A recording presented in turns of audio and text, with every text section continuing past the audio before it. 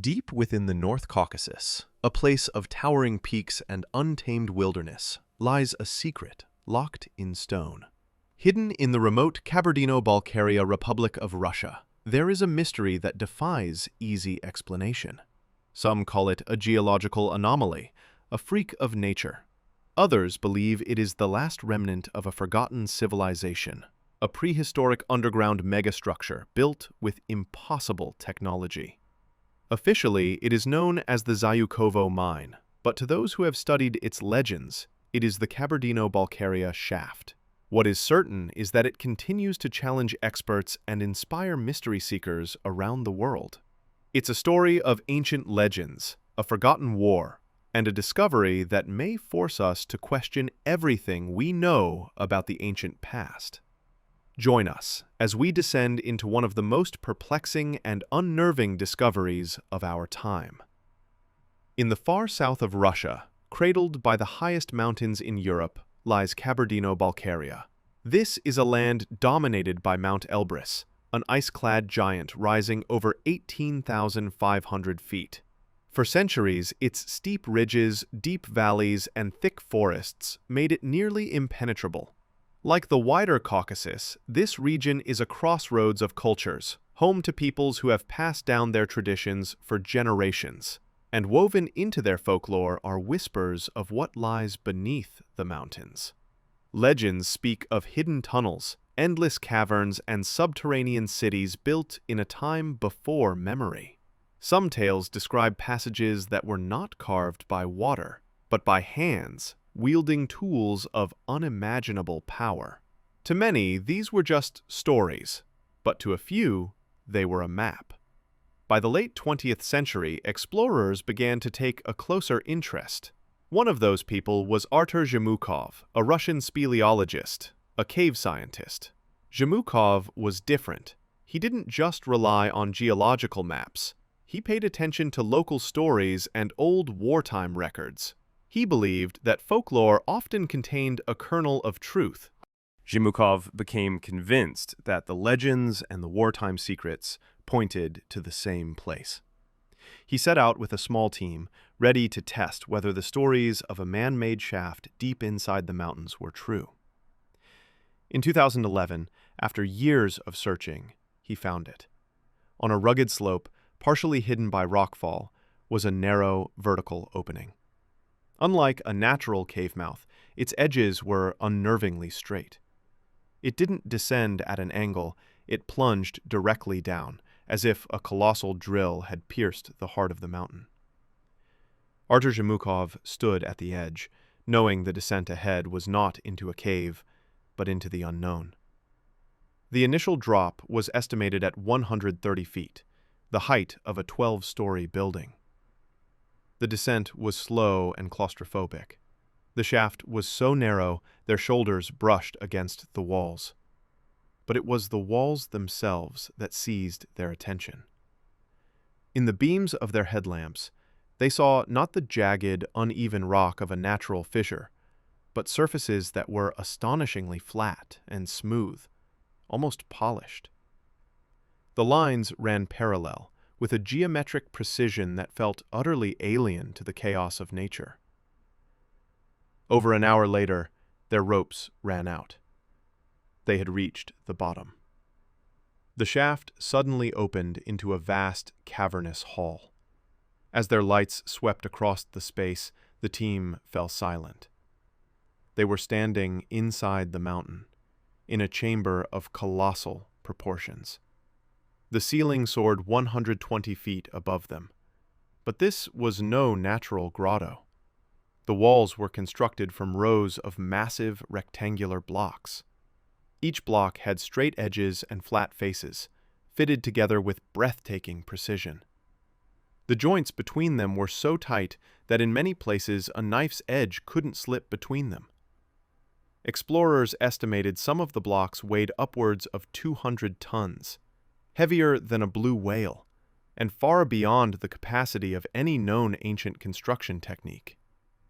This was Cyclopean masonry, sealed away from the world. Narrow side passages branched off from the main hall, each displaying the same smooth surfaces and sharp right angles. It was a geometry of intention, not of chance. The story might have faded into obscurity, but in the years that followed, photographs emerged online from Russian photographer Alexander Sploshnov, who had documented expeditions to the area. His images provided the first visual evidence to the world. They showed geometric blocks, stepped formations, and surfaces bearing what looked like tool marks. To many, these photos were proof. This was not a cave, but the ruins of a prehistoric construction project of unimaginable scale. But the story took a darker turn. In 2015, Artur Zhumukov died unexpectedly. 2 years later, Vadim Chernobrov, founder of Cosmopoisk, an organization that investigated anomalies in Russia and helped popularize the shaft's discovery, also passed away. While their deaths were due to illness, the loss of the two key figures stalled serious research, adding another layer of tragedy and mystique to the site. In the years since, the shaft has remained in a state of limbo. No peer-reviewed papers have been published. No major universities have announced official studies. This institutional silence has left the mystery to rage online, where a central debate has formed around two equally unsettling possibilities. Possibility 1. The structure is artificial. If this is true, it rewrites the timeline of human history. The engineering required to cut, move, and fit 200-ton blocks with such precision would demand a level of technology that our current historical model says should not have existed in prehistory. The smooth walls of the shaft have been compared to the Grand Gallery inside the Great Pyramid of Giza. But this structure, if dated to a prehistoric era, would predate the Egyptians, Sumerians, and every other known advanced civilization by millennia. More unnerving is the complete lack of archaeological context. Ancient construction sites leave behind tools, pottery, organic remains, soot from torches. At Xukovo, nothing of the sort has ever been reported. This suggests it wasn't a tomb, a temple, or a dwelling. It may have served a purpose we simply cannot comprehend. For scientists, this sterile, artifact-free environment is profoundly disturbing. It points to a civilization so advanced, or so alien, that it left behind only the impossible structure itself. This may seem like the safer, more rational explanation, but for geologists, it is almost as problematic. Natural caves are formed by predictable processes: water erosion creating karst landscapes, lava tubes left by volcanoes, or fractures from tectonic stress. None of these known mechanisms produce vast underground chambers lined with perfectly fitted, multi-ton rectangular blocks and polished vertical shafts. Even geometric formations like columnar basalt don't feature the precise right-angle joinery reported here.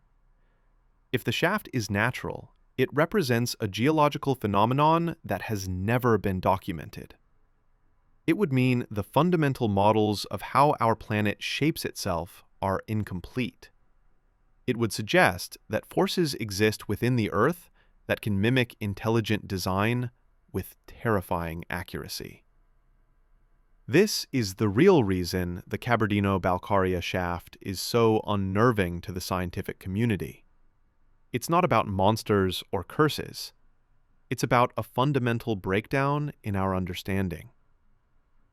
Both possibilities are terrifying in their own way. One shatters our history, the other shatters our geology. Both expose a profound gap in human knowledge. Today, research has all but stopped. The story lives on, not in academic journals, but in photographs, online forums, and the enduring local legends. The shaft remains silent, guarding its secrets deep within the Caucasus Mountains. Perhaps it's a monument to a civilization that rose and fell in an age we can't remember. Or perhaps it's a stark reminder from the Earth itself that there are forces at play we have yet to discover. The only question left for us is, which truth is more unsettling?